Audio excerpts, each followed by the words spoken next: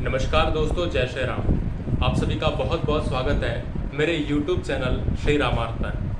मित्रों, इससे पहले की वीडियो में मैंने आपको बताया था कि हमने श्रीमद् वाल्मीकि रामायण के महात्म के दूसरे सर्ग में, जहाँ पर नारद जी सनत कुमार को सुदास या सोमदत्त के राक्षस योनि में जाने पर और उसके रामायण की कथा सुनने के बाद राक्षस योनि से मुक्त हो जाने की कथा मैंने आपको बताई थी।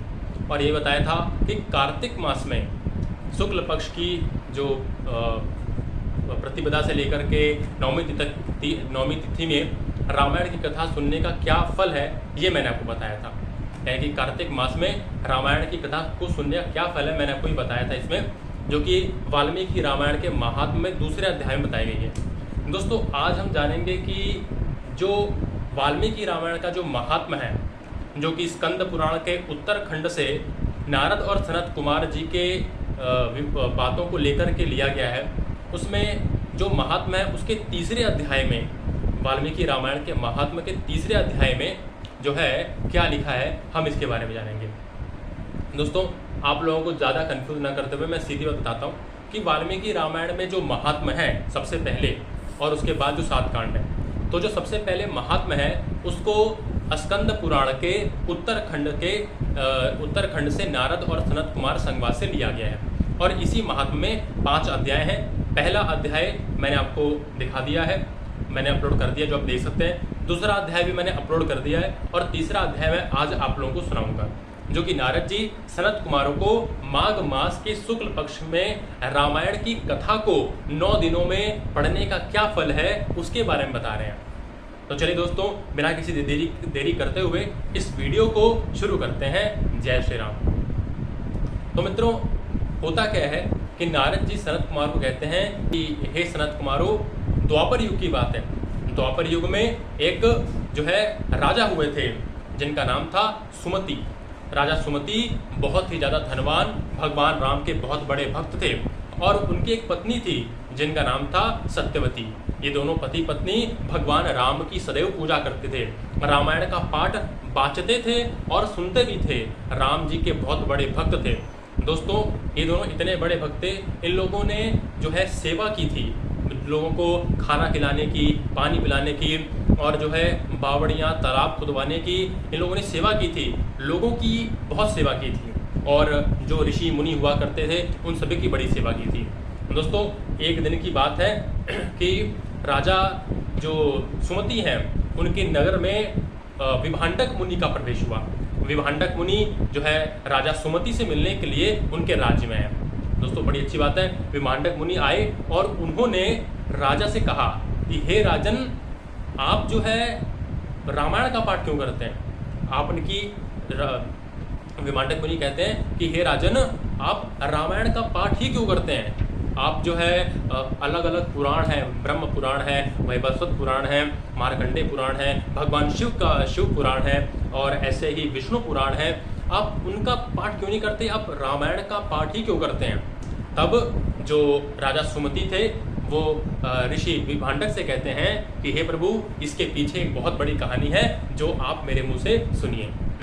तो कहते हैं कि हे मुनिवर, मेरे इस जन्म से पहले मैं मालती नामक शूद्र था।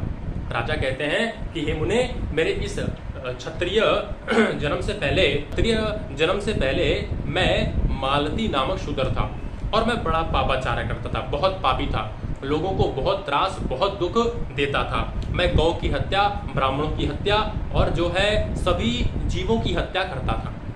और इतना ही नहीं, मैं वेश्यावृत्ति करता था, और इसी कारण से मेरे परिवार ने मुझे घर से निकाल दिया था। तब वो कहते हैं कि हे ऋषिवर, जब मैं अपने घर से निकल गया, उसके बाद मैं जंगलों में जाकर के मृगों को मार के खाता और जंगल में ही रहता था। वहाँ पर मैं कांटे तोड़ तोड़ के सड़क पर फेंक दिया करता था, ताकि लोगों को जो है उससे दिक्कत हो।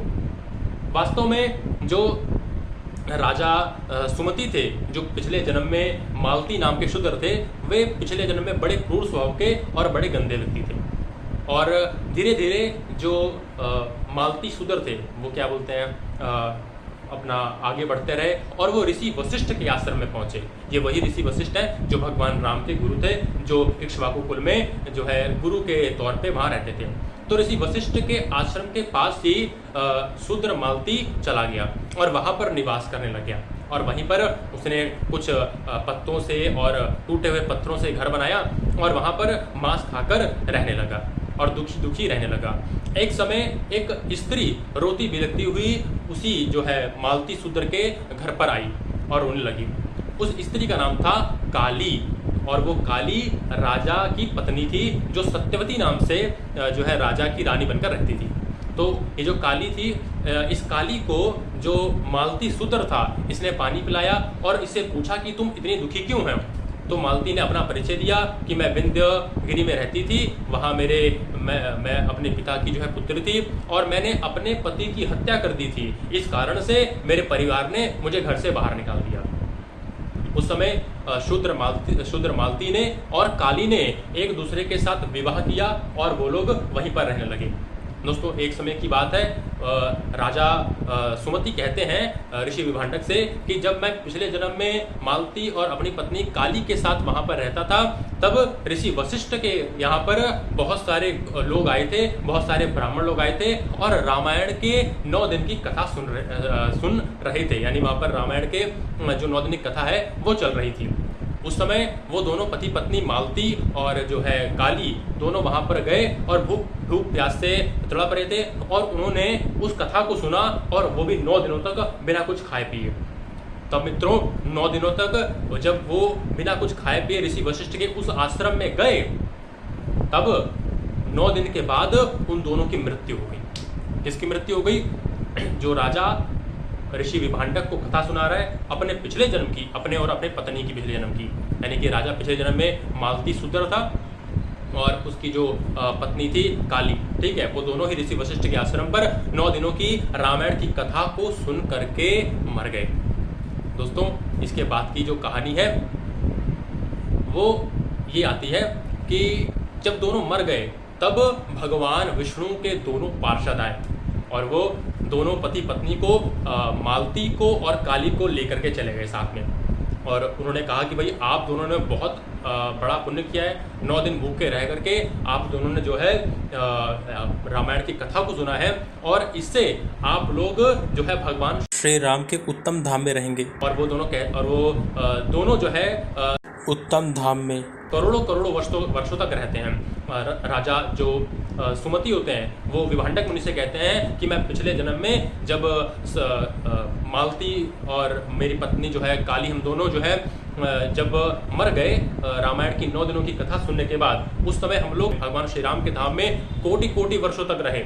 उसके बाद फिर हम लोग वहाँ से ब्रह्मलोक चले गए और वहाँ पर भी उतना ही समय रहे जितना भगवान श्री राम के यहाँ पर रहे। उसके बाद फिर जो है वो कहते हैं कि हम ब्रह्मलोक के बाद फिर स्वर्गलोक में आए और वहाँ पर भी हम उतने ही समय रहे जितना समय हम लोग रहते थे श्री राम जी के धाम में और ब्रह्मलोक धाम में। उसके बाद हम लोग आज यहाँ पर धरती पर मनुष्य के रूप में आए हैं और यहाँ पर भी हम लोग पूरे 7 खंडों के राजा बन करके यहाँ पर रह रहे हैं। ये रामायण के पाठ को मात्र सुनने का फल है माघ महीने के शुक्ल पक्ष में। तो ये जो कथा है ये राजा सुमति ने ऋषि विभांडक को सुनाई थी।